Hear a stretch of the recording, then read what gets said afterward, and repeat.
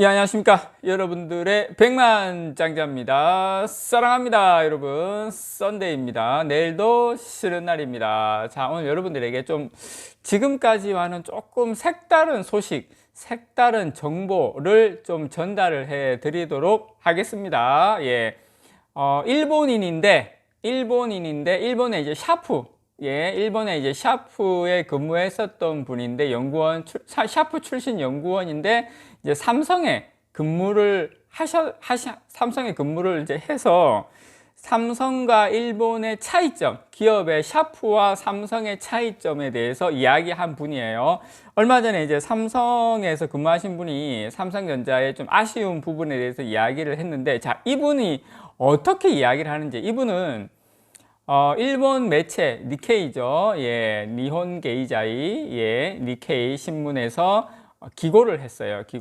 이분이 이제 칼럼을 게재했어요. 칼럼을 게재를 했는데 정말 흥미로워서 여러분들에게 좀 전달을 해드리도록 하겠습니다. 왜냐하면 일본의 샤프라는 기업에서 근무하면서, 예, 그분도 엔지니어로 근무하면서 삼성에서도 근무하고, 정확하게 삼성 LCD 사업부, 삼성전자 LCD 사업부, 지금은 현 이제 삼성 디스플레이인데, 어쨌든 같은 삼성전자 LCD 사업부일 때 삼성에서 근무하면서 일본 샤프와 삼성전자의 차이점을 확연하게 알 수 있겠죠. 저 같은 경우도 뭐 대기업에서도 근무하고 공공기관에서도 근무해 봤기 때문에 이게 차이점을 확실하게 알 수 있듯이, 이분은 정말 삼성에 대해서, 예, 신랄하게 이야기했습니다. 일본 샤프와. 제가 지금부터 그 소식 좀 전달을 해 드리도록 하겠습니다. 자, 이분 일본 샤프에서 근무하다가 삼성으로 이직한 엔지니어입니다. 이분이 일본 매체에 투고한 칼럼에서 철저한 성과주의와 비용관리,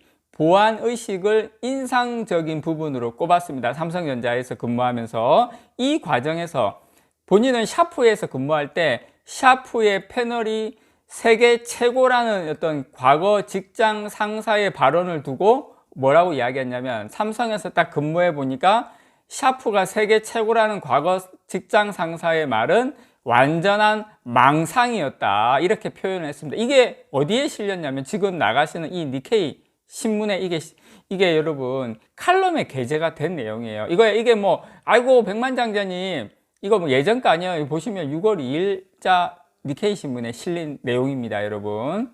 예, 그래서 이분은 이제 부장급의 수석 엔지니어로 삼성에 입사를 했어요. 부장급이니까 얼마나 속속 돌아가는 거 철저하게 잘 이렇게 확실하게 당연히 알게 됐겠죠. 그래서 부장급의 수석 엔지니어로 삼성에 입사한 이게 다케우치라는 분이에요. 본인이 실명을 거론하셨기 때문에 그 칼럼을 제기하시면서 이분이 삼성에 입사해서 제일 먼저 놀란 건 뭐냐면, 삼성의 엄격한 보안 관리에 놀랐다고 했어요. 그래서 그분이 PC를 회사 밖으로 가져가려고 하면 게이트에서 경보기가 울리고, 회사에서 사용하는 종이도 정해져 있고, 또 다른 종이를 복사기에 넣으면 인쇄할 수 없거나, 예, 사회 반출 시 경보기가 울리는 구조로 되어 있다고 설명했는데, 지금은 보안이 더 강화됐습니다, 여러분. 그리고 이 다케우치는,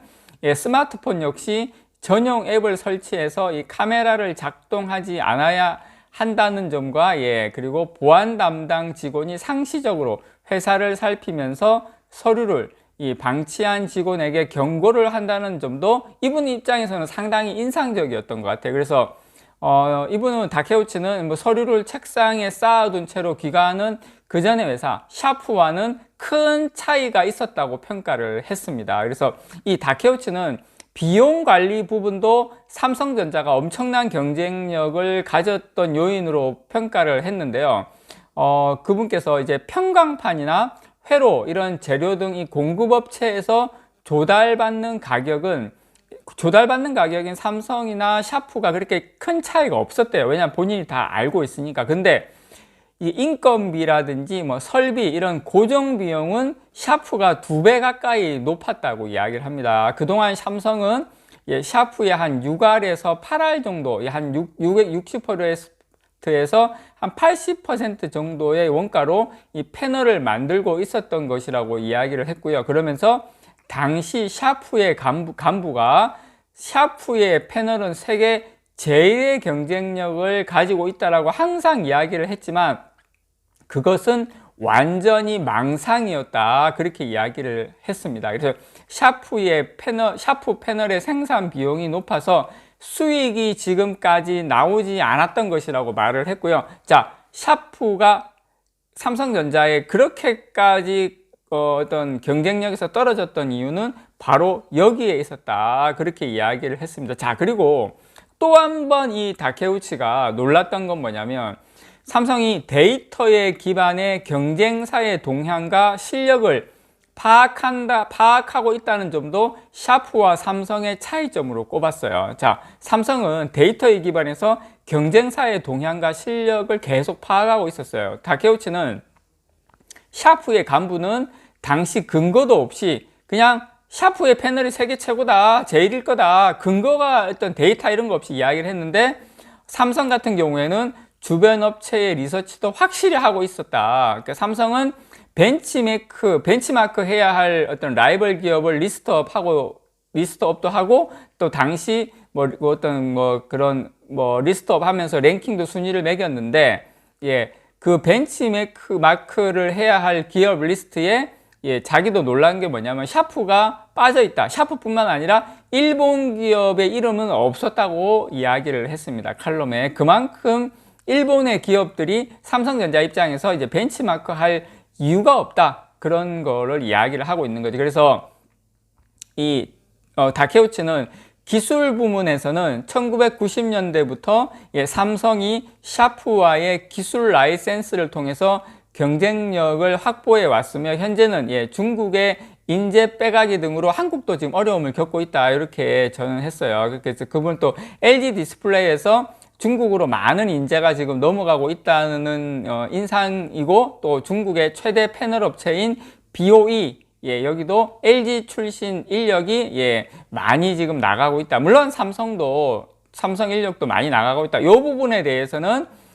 지금 삼성이나 LG가 기술 부문에서는 지금 많이 힘들어하고 있는 부분이다, 그렇게 이야기를 하셨어요. 그리고 이제 이 다케우치는 마지막으로 이 엔지니어에 대한 대우에서도 차이점을 지적을 했어요. 엔지니어에 대한 대우. 사실 이 소식을 제가 접하면서 그나마 삼성은 그래도 많이 노력을 하고 있구나. 그래서 일본하고 삼성전자의 엔지니어의 어떤 차이점이 뭐냐면, 일단 삼성전자 같은 경우에 성과주의로 인해서 경쟁은 사실 엄청나게 격렬하지만 샤프보다 경쟁은 좀 심하다, 그건 인정을 했고요.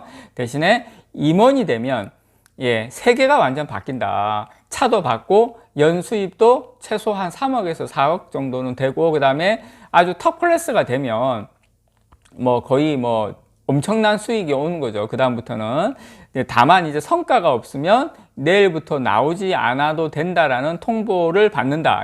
그거는 좀 그렇게 본인이 봤을 때는 조금 이제 그렇게 느낀 것 같아요. 그리고 이제 또 특별한 차이점이 있는 게 뭐냐면, 일단 임원이 되고 난 다음에, 아니면은 좀 고위직이 되고 난 다음에 퇴직하고 나면 2년 동안 이제 소득이 보장된다. 삼성 같은 경우에는 그 2년 동안 소득이 보장되기 때문에 퇴사하고 나서 곧바로 타사의 기술을 파는 이런 것은 좀 방지할 수 있다. 그런데 이제 일본 기업 같은 경우에는 회사 사정으로 구조조정이 되거나 퇴직을 하게 되면 바로 다른 업체에게 기술을 기술을 넘긴다든지 이렇게 하면서 돈을 받고, 이런 부분에 대해서 어떤 이 다케우치는 기술에 대한 관심의 정도, 기술자에 대한 처우면에서 일본 기업과는 하늘과 땅 차이라고 글 마무리를 지었습니다. 그래서 저는 요 어떤 칼럼을 읽으면서 개인적으로 좀 놀랐던 부분은 뭐냐면,